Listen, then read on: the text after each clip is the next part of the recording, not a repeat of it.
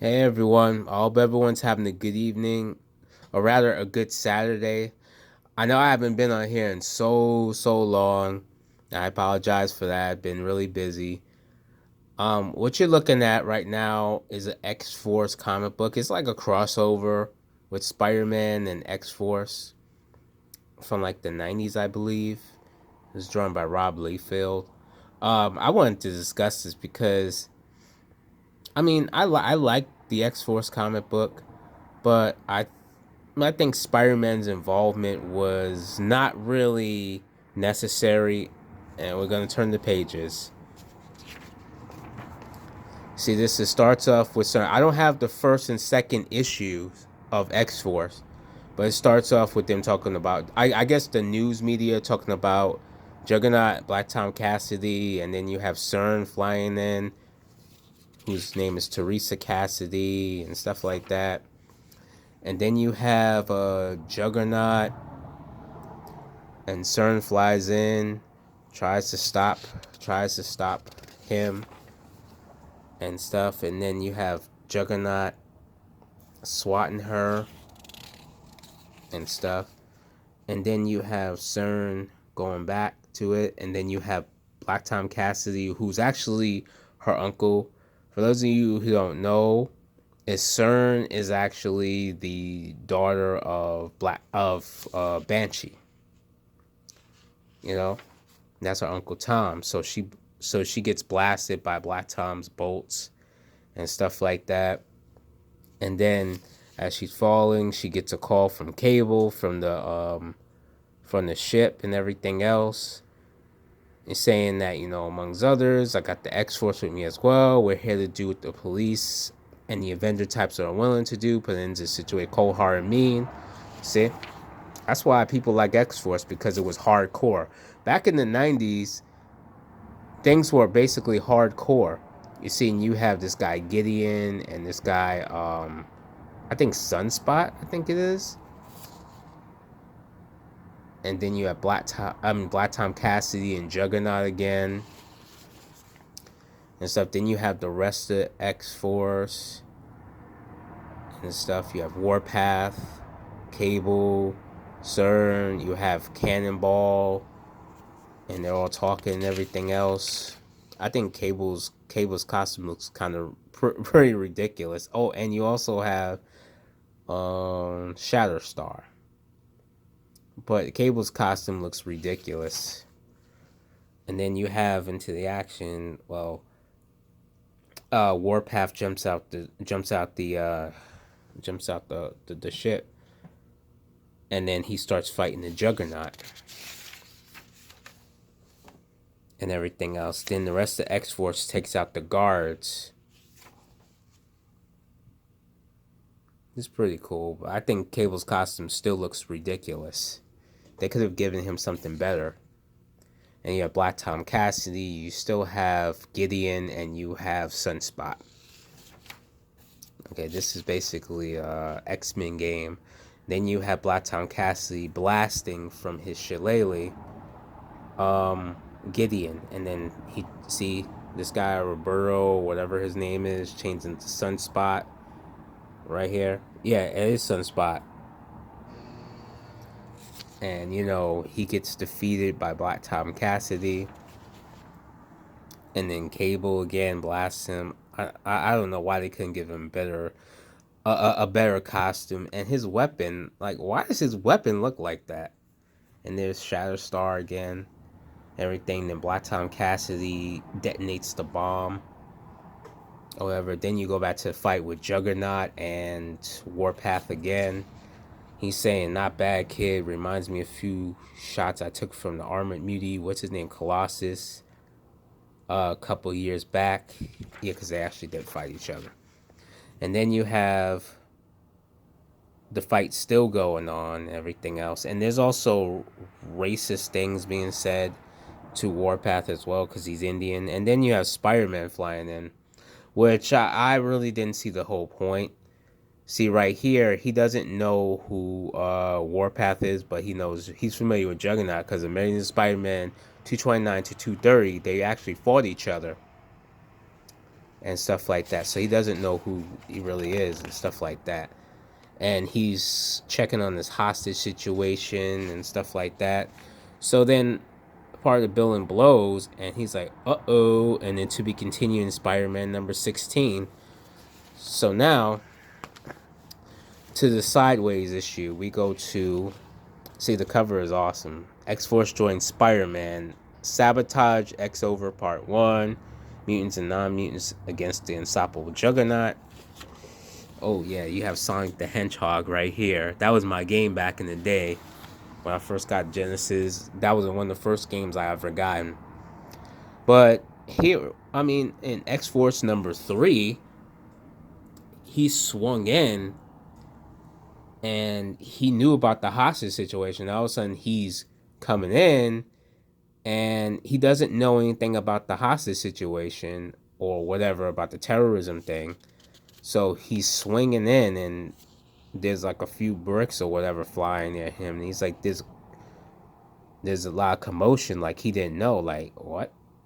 Why didn't they just stick with the original story? That makes no sense. And Warpath is still trying to fight Juggernaut. Then I think her name is Pharaoh. I think her name is Pharaoh. Yeah. And Shatterstar come join the fight. This Game Genie. And they're all trying to stand up against the Juggernaut. Right here. And you know, Spider-Man's actually saying they don't know what they're getting into. Like in X-Force number 3, he didn't even know who Warpath was, so I doubt he knows who X-Force is, which I don't understand why they did that. That makes no sense. So anyway, X-Force attacked the Juggernaut. Cannonball flies in. You see, tried to go head on with the Juggernaut, not knowing that they can't stop the Juggernaut. Boom. It doesn't even phase or move the Juggernaut. And then Spider-Man catches Cannonball and asks him, and Cannonball says, "Is that you, Mom?" He said, "Kid, I think you're lacking, I think your team's lacking a bit of leadership. Where's Cable?" Wow, now he knows all of them. I think he knew Cannonball because they had Marvel Team at 149 where Cannonball and Spider-Man teamed up. Plus, he teamed up with the New Mutants, I believe, in Marvel Team Up as well. See, now you have Cable, Domino, I forgot who that guy is. And I think Gideon and CERN, they're all underground and everything else. And then you also have Warpath trying to stop the Juggernaut. You have what's his name? Shatterstar as well. Pharaoh. And then you go here. And then Spider-Man tells Cannonball to sit this one out, stay there, and everything else. And X-Force basically is getting clobbered. So anyway, Spider-Man talks to Juggernaut, and Juggernaut says one thing that is interesting. This ain't your fight, so why don't you mind your own business? Which is actually true. They should have just kept Spider-Man out and just basically just kept X-Force fighting Juggernaut and Black Tom Cassidy, because it made no sense for him to be in there. See, then you have everyone else in there. And then it goes back to the fight with Spider-Man, Juggernaut, X-Force, and Spider-Man webs up, you know, Juggernaut's eyes in the helmet, and Warpath pushes him and everything else. The ship goes there to distract them. Boom Boom goes there to distract them. And then, you know, he punches Warpath in the face. More, you know, X-Men games.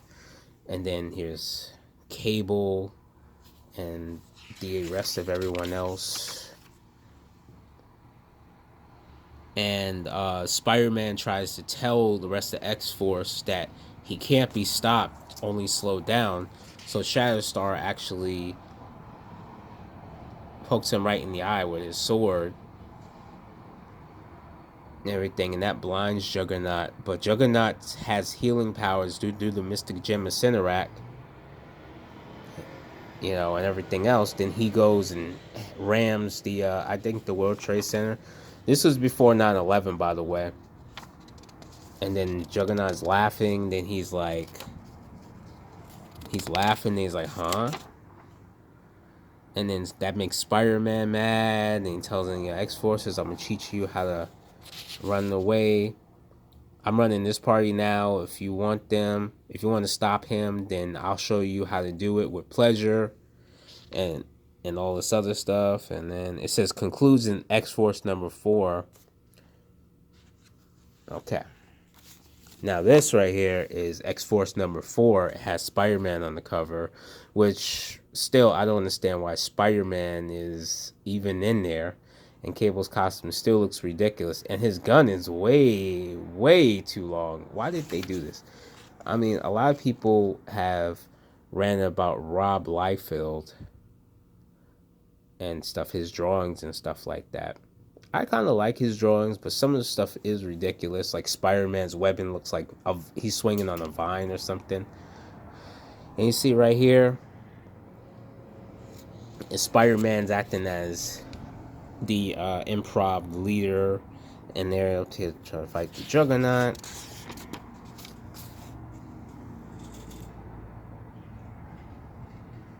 You see? And they all try to attack the Juggernaut and everything else. Spider-Man goes on the Juggernaut, and he starts saying stuff like, did France give up in the World War II? Did Custer walk away from Little Big Horn? Did heck, I can't even think of any more witty lines. Then he referenced Spider-Man, Amazing Spider-Man 229 to 230. Oh yeah, okay, did I give up the last time I fought you? No, you're squashed. And then starts off with all this stuff, and then swats him off.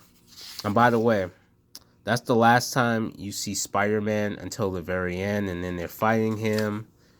And Shatterstar was the man back in the 90s. Warpath, and you have Juggernaut. And let's see, these are all a bunch of basketball cards. And then you have Shatterstar. And then Juggernaut still has blood from his eyes from Spider-Man 16. And then Cable with that ridiculous costume, which should have been much better. And then you have Black Tom Cassidy and Cable off to a standoff. And I think Black Tom Cassidy fired his bolts. It comes from within because of his metabolism, I guess. And Cable fires and stuff like that. And it's just basically a standoff. Oh, wait a minute. Black Tom Cassidy falls, but he hangs on for dear life. Yeah. Black Tom Cassidy falls. But here's Deadpool. Deadpool comes to catch him and saying that, someone has him on the list and stop bleeding on him. And then you have Juggernaut facing X-Force again. And then you have GW Bridge. Wow, George Washington Bridge. Coming in. He's actually with S.H.I.E.L.D. and stuff like that. And I think they talk about the history. Oh yeah, talk about how he's going to take Cable down, because they have a lot of history and stuff like that. Cable and Bridge. And then you also, have all this stuff where CERN is actually flying and taking off Juggernaut's helmet. And he's like, how did you do that? And stuff like that. And Shatterstar is saying that, his blades are forged in a dimension of magic and science. So that's how they got his helmet. Because when his helmet's off, he's vulnerable to psionic attacks and stuff like that. So you see right here, all this stuff right here. And then goes to the next page, and Cable comes in. And there's, what's his name? Deadpool grabbing onto Juggernaut, his leg, say he needs him. because Deadpool, well, is the mouth mercenary for hire and stuff like that. And then, oh wow, here's Spider-Man again and stuff like that. I don't think Cable's paying him any mind. And then here's Shield, his Bridge, and everybody else, and he's saying, Bridge. Friendly, it's Spider-Man saying, friend of yours, Cable, in the name of strategic hazard intervention, espionage, logistics, directorate, you are hereby under arrest. And then it goes to the next page. It's gone on long enough, Nate. And now clean before you force too many people and it nasty. Dama, please talk some sense into him. And then he says, no, this isn't the time or the place. Scout ship body slide by 8. I think it's HS, gene scan only, which means X-Force, of course, because gene scan. Wow. So basically, there's Bridge, and there's another guy, and Spider-Man looking like an idiot. Oh, where did you guys go? Am I in trouble now? And then it says, everyone clear. What about Spider-Man? Cable says, he'll be fine, Sam. He wandered in, he'll wander out. Bridge has nothing against him. And then it says, and what does he have against you? What do they all have against you? Good question. Wish you knew the answer. And then they talk, and then all this other stuff. And it says, well, candle and go home. And that's basically the end of the comic.